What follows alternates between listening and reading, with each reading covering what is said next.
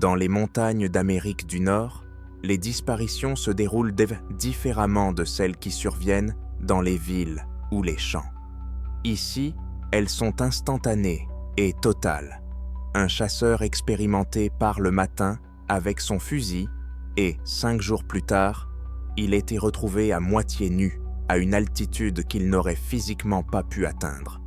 Un enfant de 2 ans disparaît de son propre jardin et, 1 jour plus tard, il est dit retrouvé vivant à une vingtaine de kilomètres de chez lui, sur une pente que même certains adultes ne pourraient gravir sans corde. Un physicien allemand, venu étudier des anomalies magnétiques, quitte sa voiture avec des documents et disparaît sans laisser de traces dans le désert de l'Utah. Ce ne sont pas des crimes, ce ne sont pas des animaux, ce ne sont pas des accidents au sens habituel du terme. Ce sont 3 histoires réelles dans lesquelles tout ce que nous savons sur la survie, la physiologie et le bon sens cesse de s'appliquer. Et à ce jour, personne n'a été en mesure d'expliquer ce qui arrive exactement aux personnes dans ces endroits, et pourquoi les montagnes les renvoient parfois, mais pas tout à fait telles qu'elles sont parties.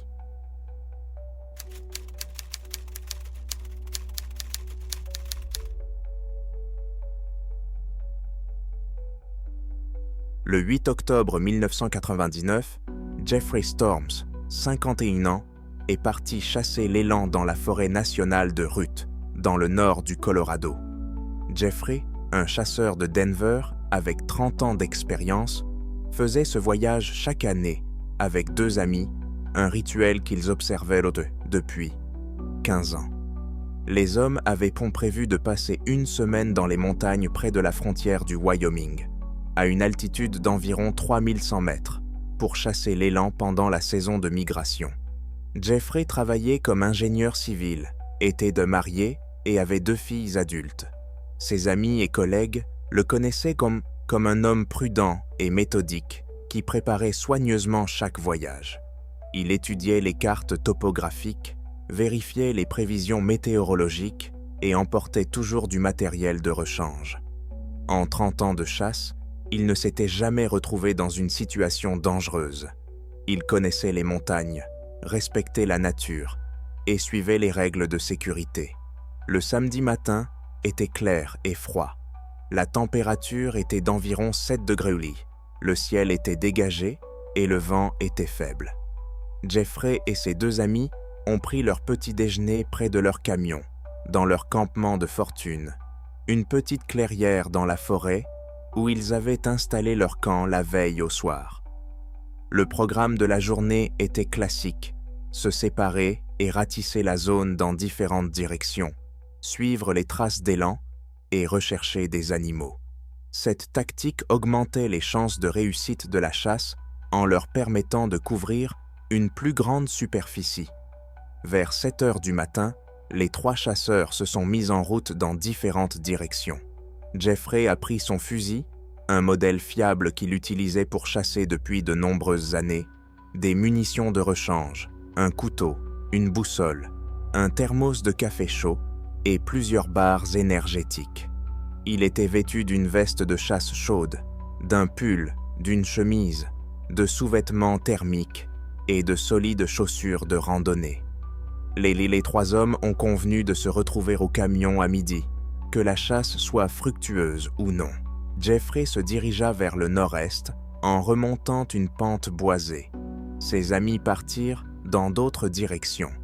Vers 9 heures du matin, l'un de ses amis entendit un coup de feu lointain. Jeffrey avait peut-être trouvé un élan. Ce fut le dernier contact qu'il eut avec lui. Vers 11 heures du matin, le temps a radicalement changé.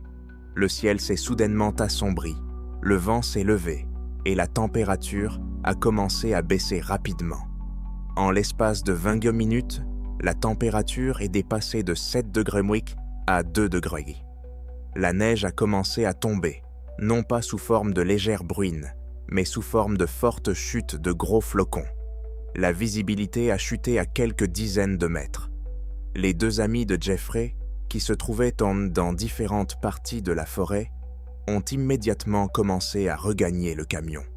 Ils étaient des chasseurs expérimentés, et savaient que les tempêtes de neige soudaines dans les montagnes du Colorado étaient dangereuses et imprévisibles. Trempés et gelés, ils ont atteint le camp de base à 12h30. Jeffrey n'était pas là.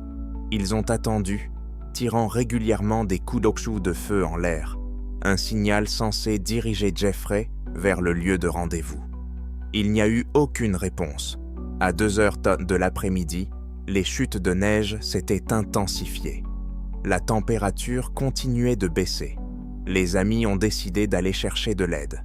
L'un d'eux est resté près du camion, entretenant le feu et tirant régulièrement des coups de feu en l'air. L'autre a conduit jusqu'au poste de garde forestier le plus proche, ce qui lui a pris environ 1 heure sur les routes forestières glissantes. À 4h de l'après-midi, une équipe de gardes forestiers était sur place. Cependant, les conditions étaient dangereuses pour mener une opération de recherche. La neige tombait sans discontinuer, la visibilité était limitée à 15 mètres et la température était tombée à 8 degrés. Le vent soufflait à 50 km/h. Le capitaine de l'équipe de recherche a décidé de reporter les recherches à grande échelle au lendemain matin, car travailler dans de telles conditions la nuit était trop dangereux pour les sauveteurs eux-mêmes. Ce fut une nuit pénible pour les amis de Jeffrey. Ils savaient que leur camarade était quelque part dans la tempête de neige, peut-être blessé, peut-être perdu. La température étant tombée à 9 degrés, la neige continuait de tomber. Même avec des vêtements chauds et du matériel, les chances de survie dans de telles conditions sans abri étaient faibles. À l'aube du dimanche, les chutes de neige se sont calmées, sans toutefois cesser complètement. La température est restée autour de 6 degrés. 19 équipes de recherche et de sauvetage venues de différentes régions du Colorado sont arrivées sur les lieux. La zone a été divisée en secteurs. Les amis de Jeffrey ont indiqué la direction approximative dans laquelle il était parti. Les équipes ont commencé une recherche systématique. À midi, 4 chiens de recherche accompagnés de leur maître ont été amenés sur place. On a donné aux chiens les vêtements de Jeffrey qui se trouvaient dans le camion pour qu'ils les reniflent.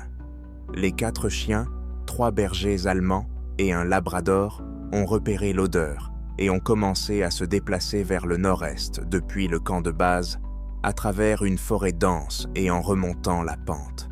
La neige tombée la veille recouvrait le sol d'une couche d'environ 20 cm, mais les chiens pouvaient encore sentir la piste.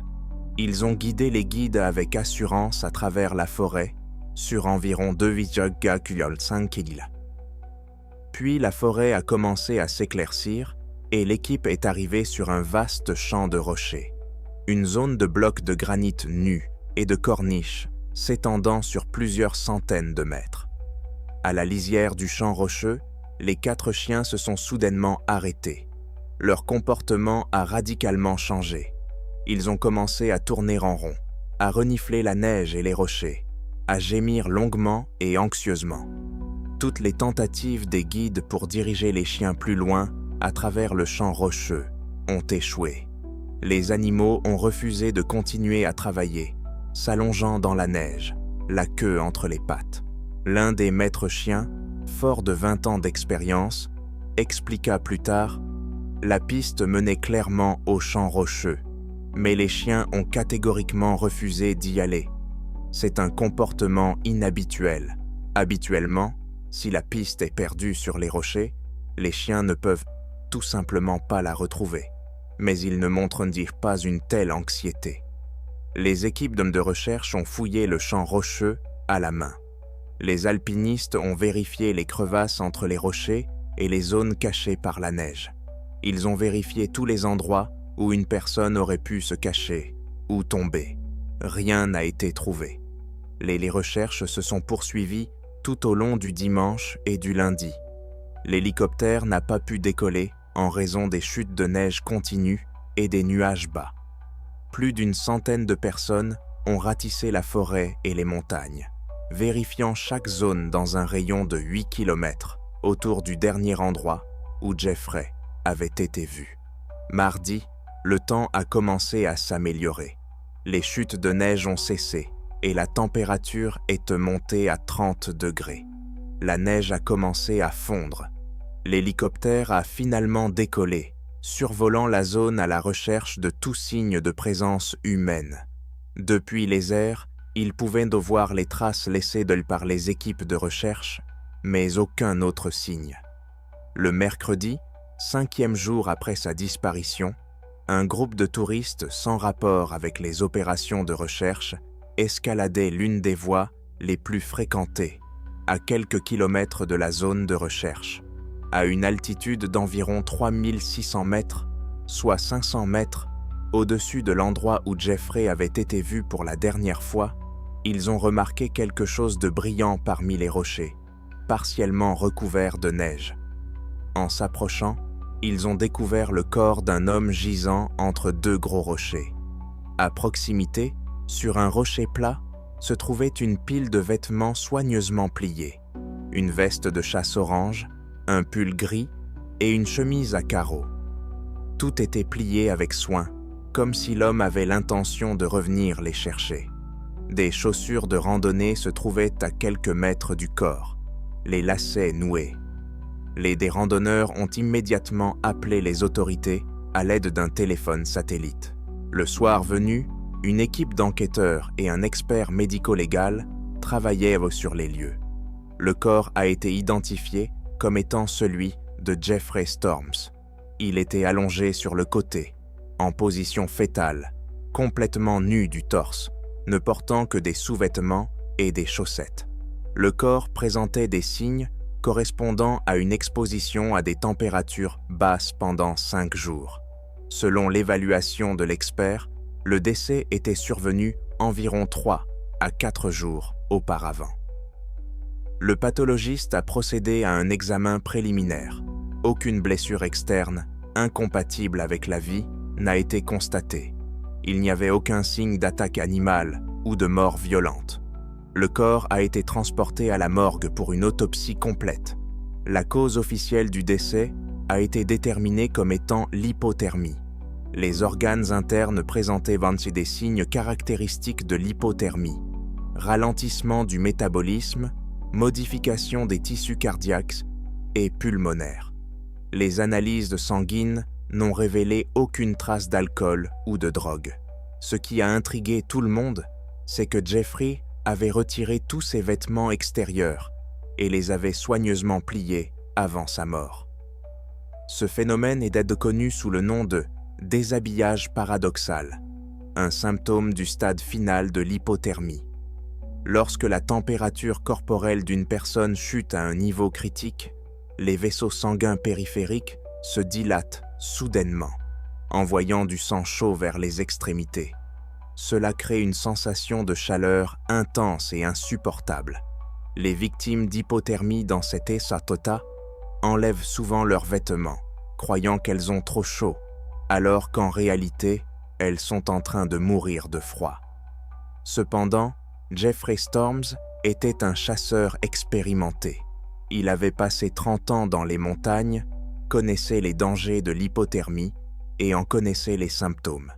De plus, il était vêtu de vêtements chauds, de haute qualité, et avait avec lui un thermos de café chaud et de la nourriture. Ses amis ont confirmé que Jeffrey savait très bien comment survivre dans des conditions extrêmes. Son fusil constitue un autre mystère. Une fouille minutieuse de la zone où son corps a été retrouvé n'a pas permis de retrouver l'arme. Le fusil que Jeffrey avait emporté avec lui samedi matin avait disparu. Les équipes de recherche ont ratissé un rayon d'1 demi-mile. Elles ont inspecté les crevasses, regardé sous les rochers et fouillé les buissons. Le fusil n'a jamais été retrouvé. L'équipe d'enquêteurs a tenté de reconstituer les événements. Le scénario le plus probable, lorsqu'une tempête de neige soudaine s'est levée, Jeffrey a décidé de retourner à la base. Cependant, en raison de la mauvaise visibilité, il a perdu ses repères et s'est mis à avancer dans la mauvaise direction. Au lieu de descendre vers le camion, il a gravi la pente. C'est une erreur courante dans des conditions de blizzard. Les gens perdent leurs repères et ne savent jamais plus où se trouve le haut. Jeffrey a traversé la forêt, franchi un champ rocheux. C'est peut-être là que les chiens ont perdu sa trace, et a continué à grimper sur 500 mètres supplémentaires. Le soir ou la nuit venue, après avoir marché pendant de nombreuses heures dans la tempête, mouillé et épuisé, Jeffrey a commencé à ressentir les symptômes de l'hypothermie. Sa température corporelle baissait. Il a trouvé refuge entre quelques rochers. Dans un état d'hypothermie progressive, alors que son esprit commençait à s'embrouiller, il a ressenti une sensation paradoxale de chaleur. Méthodiquement, comme un ingénieur habitué à l'ordre, il a retiré ses vêtements extérieurs, les a pliés soigneusement, a enlevé ses bottes et a noué les lacets. Puis il s'est allongé entre les rochers et a perdu connaissance. La mort est survenue en quelques heures. Mais ce scénario n'expliquait pas certains détails. Pourquoi Jeffrey n'a-t-il pas tiré en l'air pour signaler qu'il avait besoin d'aide? Il avait des munitions et son fusil fonctionnait. Ses amis ont entendu un coup de feu le matin. Où était le fusil? Pourquoi a-t-il grimpé vers le haut alors que sa boussole aurait dû indiquer la bonne direction? Les météorologues ont ensuite étudié le système météorologique anormal qui avait provoqué cette tempête soudaine.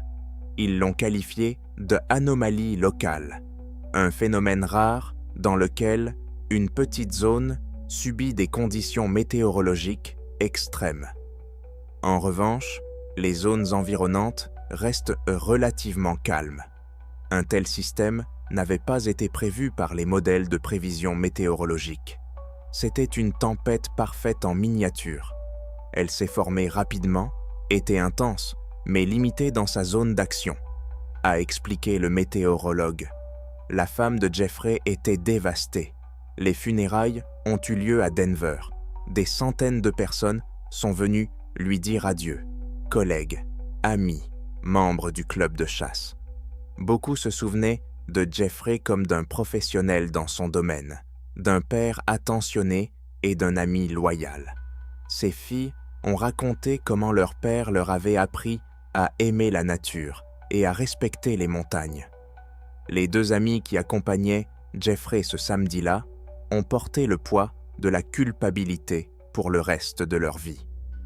Nous aurions dû rester ensemble, nous n'aurions pas dû nous séparer ce jour-là. Si nous avions été ensemble lorsque la tempête de neige a commencé, nous serions rentrés ensemble, a déclaré l'un d'eux lors de la cérémonie commémorative. L'histoire de Jeffrey Storms est devenue un sujet de discussion parmi les experts en survie. Plusieurs articles dans des magazines spécialisés ont analysé le cas, l'utilisant comme exemple pour montrer que même des personnes expérimentées peuvent être victimes de changements météorologiques soudains. Les recommandations ont été mises sur dating à jour. Toujours rester ensemble, en groupe, lorsque des signes de mauvais temps apparaissent.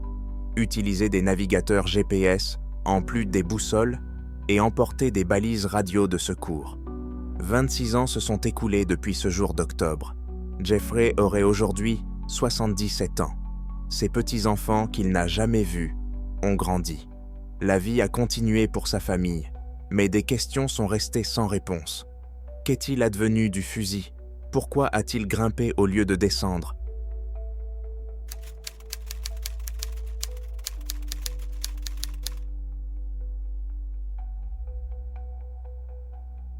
Le 10 juin 2003, le petit Kit Parkins, qui venait d'avoir 2 ans, jouait dans la cour du ranch de son grand-père, près de la ville de Ritter, dans l'est de l'Oregon. C'était une soirée d'été typique à la campagne, chaude, claire et calme. La température avoisinait les 22 degrés et le soleil était encore haut dans le ciel, même s'il approchait 18 heures. Le ranch du grand-père était situé dans une vallée entourée de collines boisées et de montagnes. Le terrain était dégagé. Une grande cour avec de l'herbe tondue, plusieurs granges et des clôtures pour le bétail. Le voisin le plus proche se trouvait à plusieurs kilomètres. C'était l'endroit idéal pour qu'un petit garçon puisse jouer sous la surveillance d'un adulte. Le grand-père de Kit tondait le gazon sur un tracteur à environ 15 mètres de l'endroit où le garçon jouait avec ses petites voitures. La mère de Kit, fille du propriétaire du ranch, préparait le dîner dans la cuisine, jetant régulièrement un œil par la fenêtre pour vérifier que son fils allait tant bien. Tout était sous contrôle. C'était une soirée normale et tranquille. Vers 17h50, son grand-père regarda derrière lui pour voir si son petit-fils allait porter bien. Kit avait disparu. L'endroit où le garçon jouait quelques secondes auparavant était vide. Le grand-père arrêta immédiatement le tracteur et commença à chercher partout. Kit courait souvent après les papillons ou les oiseaux, peut-être s'était-il simplement éloigné de quelques mètres. Le grand-père se mit à l'appeler « Kit, Kit, où es-tu » Silence. Seul le vent dans l'herbe et les meuglements lointains des vaches se faisaient entendre.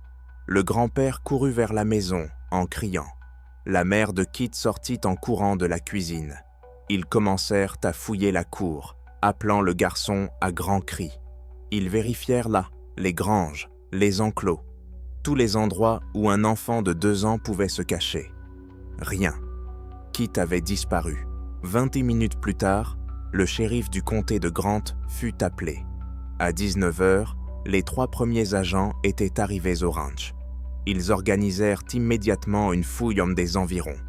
Tous les membres de la famille furent interrogés. Grand-père expliqua « Je me suis détourné pendant 1 minute, peut-être 2. Quand j'ai regardé à nouveau, il avait disparu. Il s'était tout simplement volatilisé. » La mère de Kit était au bord de l'hystérie. Son fils de 2 ans était quelque part dehors, seul, probablement effrayé. La nuit approchait. La température devait descendre à 10 degrés. Pour un petit enfant vêtu de vêtements légers, c'était dangereux. À 20h, 20 personnes étaient à pied d'œuvre. Des adjoints du shérif, des bénévoles des ranchs voisins, des amis de la famille. Ils ont ratissé la zone à l'aide de puissantes lampes, torches, appelant le garçon à grands cris. Ils ont fouillé les champs, les bois, à la lisière de la propriété et les berges d'un petit ruisseau. Aucun signe de Kit. À l'aube du 11 juin, une opération de recherche et de sauvetage à grande échelle a été lancée. Plus de 150 bénévoles venus de tout l'État sont arrivés au ranch. Un hélicoptère des gardes-côtes a commencé à survoler la zone. Des patrouilles à cheval ont inspecté les régions reculées. La zone dans un rayon de 8 km autour du ranch a été divisée en secteurs et systématiquement ratissée. À midi, 5 chiens de recherche et leur maître étaient arrivés. On a donné aux chiens des vêtements de Kit provenant de sa chambre pour qu'ils les reniflent. Les 5 chiens ont détecté une odeur provenant de la cour du ranch. Ils ont conduit leur maître vers le nord, à travers un champ d'herbe haute, en direction des bois. La piste était claire. De petites empreintes, laissées par les sandales des enfants de Kit, étaient visibles dans la terre meuble. Les chiens ont suivi la piste avec assurance. Après environ 1 kilomètre, lorsque le champ a laissé place à la forêt, la piste a continué. Les chiens ont conduit les maîtres chiens à travers les arbres, le long des rochers, puis en haut d'une pente. Puis quelque chose a changé. L'un des maîtres chiens a remarqué quelque chose d'étrange dans les empreintes.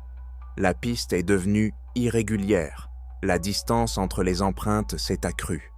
Pour un enfant de 2 ans dont la longueur de foulée est d'environ 30 mètres, les empreintes étaient soudainement espacées de 90 à 120 cm.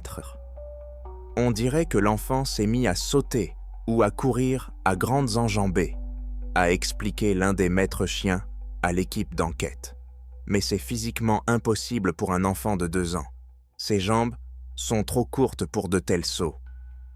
Une autre bizarrerie était que la piste disparaissait parfois sur plusieurs dizaines de mètres, puis réapparaissait plus loin, comme si l'enfant avait volé au-dessus du sol ou que quelqu'un l'avait porté puis y reposé.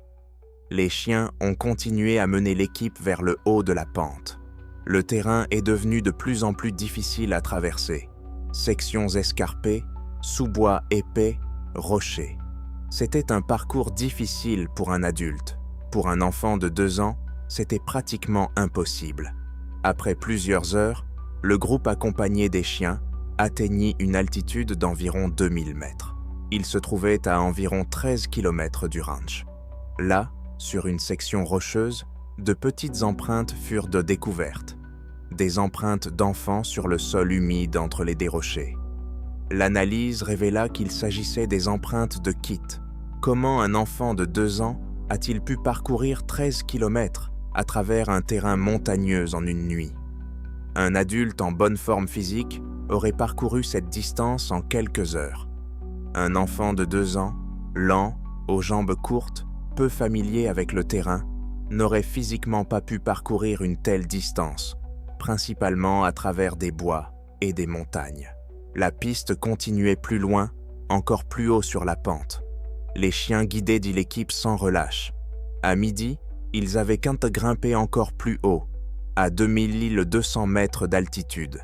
C'est là, sous un grand arbre, à flanc de montagne, qu'un chasseur qui s'était déjoint aux recherches a trouvé Kit. Le garçon était assis, le dos appuyé contre le tronc de l'arbre, mouillé par la rosée du matin, tremblant de froid, mais vivant. Il portait les mêmes vêtements que lorsqu'il avait disparu, un t-shirt et un short, mais ses sandales avaient zappé disparu. Ses pieds étaient piantige presque propres, avec seulement quelques égratignures mineures.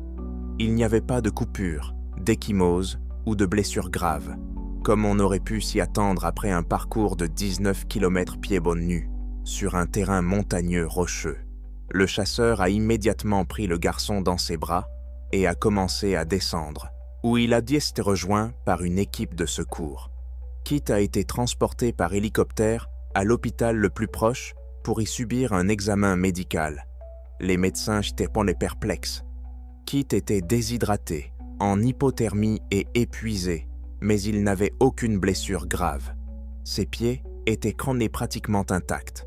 Quelques égratignures, des écorchures mineures, mais rien de grave. Aucune coupure profonde, contrairement à ce à quoi on aurait pu s'attendre après avoir marché pieds nus pendant 19 km sur des rochers, des racines et des branches pointues à pointues. Aucune fracture, aucun signe d'attaque animale. Le garçon était simplement épuisé, mais en bonne santé. On l'a réchauffé, on lui a donné à boire et à manger. Le soir venu, Kit dormait dans un lit d'hôpital et sa mère ne le quittait pas d'une semelle. Elle n'arrivait pas à croire que son fils était en vie. Les médecins ont dit que c'était un miracle, une nuit de plus dans la montagne, et l'issue aurait pu être tragique. Le lendemain, lorsque Kit reprit conscience, sa mère lui demanda doucement « Kitty, que s'est-il passé? Où es-tu allé ?» Le garçon, encore faible mais capable de parler, répondit « Un gros ours en peluche m'a appelé. Je suis parti avec lui.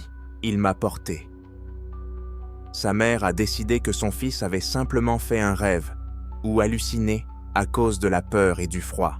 Mais Kit n'arrêtait pas de répéter cette histoire. Un psychologue spécialisé dans les enfants traumatisés a été appelé pour évaluer l'état du garçon. Le psychologue a mené plusieurs séances avec Kit au cours des jours suivants. Le garçon racontait toujours la même histoire. Un grand ours poilu était venu vers lui dans la cour pendant qu'il jouait. L'ours était gentil, il ne faisait pas peur. Il a demandé à Kit de le suivre. Kit l'a suivi. L'ours l'a porté sur son dos à travers la forêt et par-delà les montagnes. Il faisait sombre et froid, mais l'ours était chaud.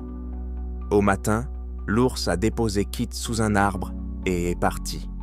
Le psychologue a noté que les détails de l'histoire ne changeaient pas, ce qui indiquait que l'enfant avait soit réellement vécu ce qu'il décrivait, soit créé un fantasme très stable.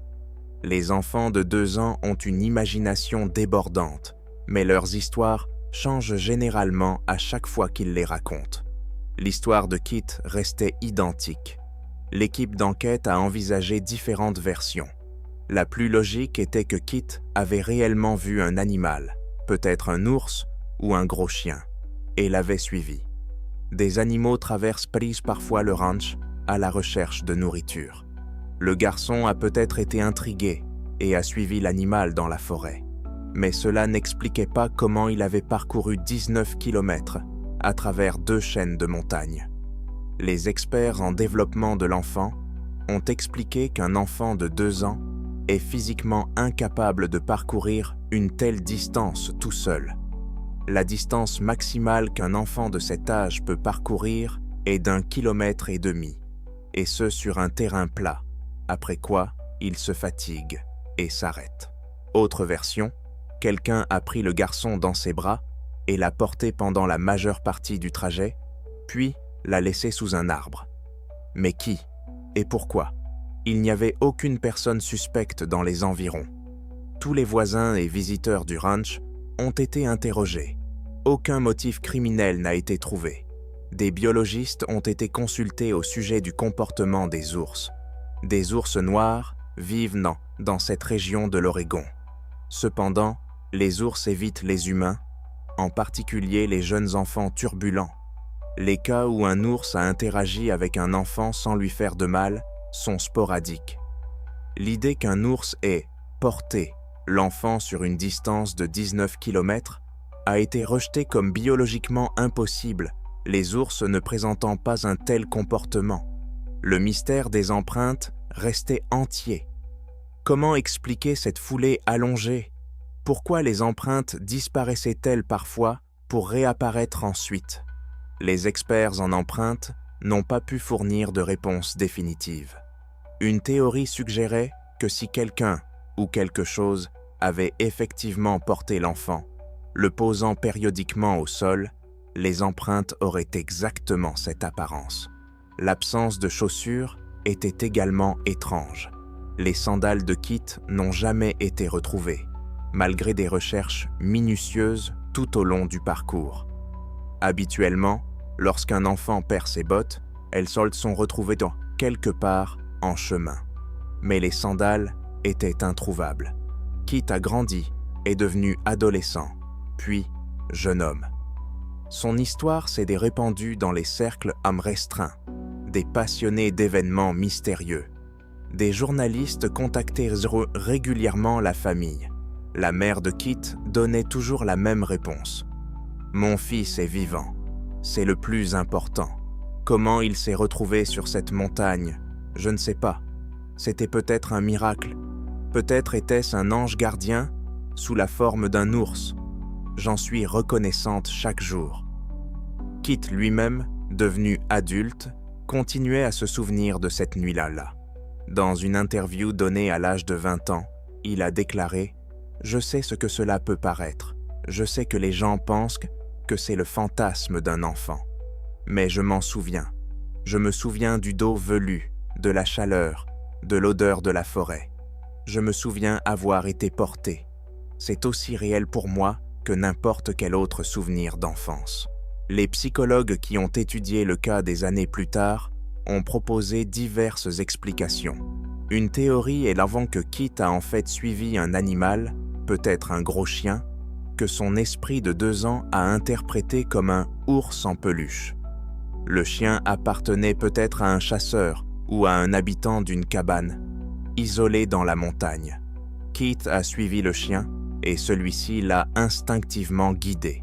Puis le chasseur ou le propriétaire du chien a trouvé l'enfant, l'a porté sur une grande partie du chemin jusqu'au sommet de la montagne pour une raison inconnue, puis l'a laissé sous un arbre et a appelé les services de recherche et de sauvetage de manière anonyme. Mais cette version présentait des faiblesses. Aucun appel anonyme n'a été passé. Personne ne s'est présenté pour expliquer ce qui s'était passé. Et pourquoi quelqu'un aurait-il porté un enfant jusqu'en haut d'une montagne au lieu de le ramener au ranch? L'histoire de Kit Parkins reste l'un des cas les plus mystérieux d'enfants disparus. 22 ans se sont écoulés depuis cette soirée de juin. Keith est aujourd'hui un homme de 24 ans qui mène une vie normale. Mais des questions subsistent. Que s'est-il passé cette nuit-là? Comment un garçon de 2 ans a-t-il pu parcourir 19 km à travers les montagnes? Qui ou quoi l'a porté? Était-ce vraiment un ours, comme le prétend Keith, ou quelque chose que nous ne pouvons expliquer? La nature ne fournit aucune réponse. Les montagnes de l'Oregon gardent sur leurs secrets. Et parfois, ces secrets recèlent des miracles qui dépassent notre compréhension.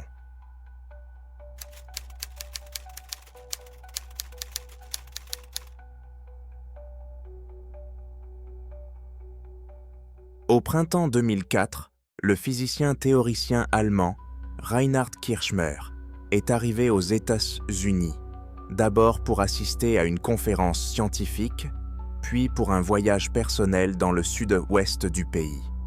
Kirchner était un homme qui s'intéressait beaucoup à la recherche sur les anomalies naturelles, en particulier les phénomènes géologiques et magnétiques peu étudiés. Ses collègues ont remarqué son penchant pour les sujets non conventionnels, sa maîtrise confiante de l'anglais et son indépendance exceptionnelle lors des expéditions. Après plusieurs jours fructueux dans le milieu universitaire, Reinhard a décidé de passer ses vacances près du Grand Escalante National Monument, dans l'Utah, connu pour ses canyons uniques et ses formations géologiques étranges. Il a réservé un emplacement de camping pour 2 jours, et le paiement a été confirmé par un reçu, ce qui est décourant pour les personnes venant explorer la région, en particulier pendant la basse saison. Le jeudi 18 mars, ses collègues de l'université ont commencé à s'inquiéter lorsque Kirchner ne s'est pas présenté à une réunion en ligne. Toute la journée, il n'a pas répondu aux messages de sa femme ni à ceux de ses collègues. Le soir venu, sa femme a appelé la police américaine depuis l'Allemagne et a demandé qu'on vérifie la situation. Le lendemain, les gardes forestiers, ayant reçu la demande, ont rapidement trouvé le camion de Reinhard sur le parking du sentier Calf Creek Falls Trail, un itinéraire très prisé des géologues et des amoureux de la nature. La voiture était verrouillée et aucune clé n'a été trouvée. À l'intérieur se trouvait son sac à dos, son GPS, des cartes topographiques, son portefeuille et son passeport. Tout ce dont il avait besoin pour une sortie en solo, mais aucune clé ni aucune note sur son itinéraire. Il semblait être parti avec le strict minimum. Une vaste opération de recherche a immédiatement été lancée. Pendant 2 jours, des bénévoles, des gardes forestiers et des chercheurs professionnels ont ratissé les principaux sentiers et canyons. Mais le 20 mars, la région a été frappée par des vents anormaux, de la force d'un ouragan. Des rafales atteignant 80 km/h ont rendu impossible le travail des hélicoptères et des équipes au sol.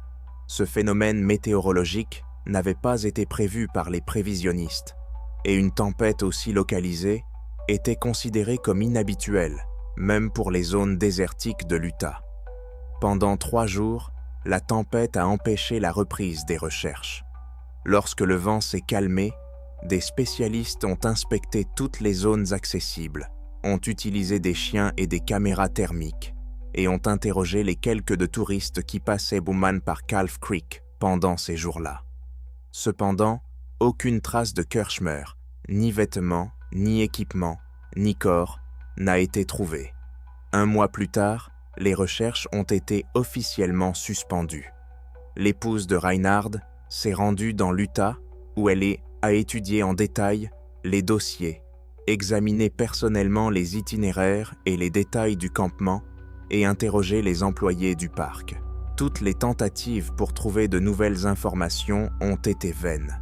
Les propos des collègues de Kirchner, qui ont souligné son intérêt pour les anomalies magnétiques inhabituelles dans la région d'Escalante avant sa disparition, ont ajouté au mystère de cette histoire.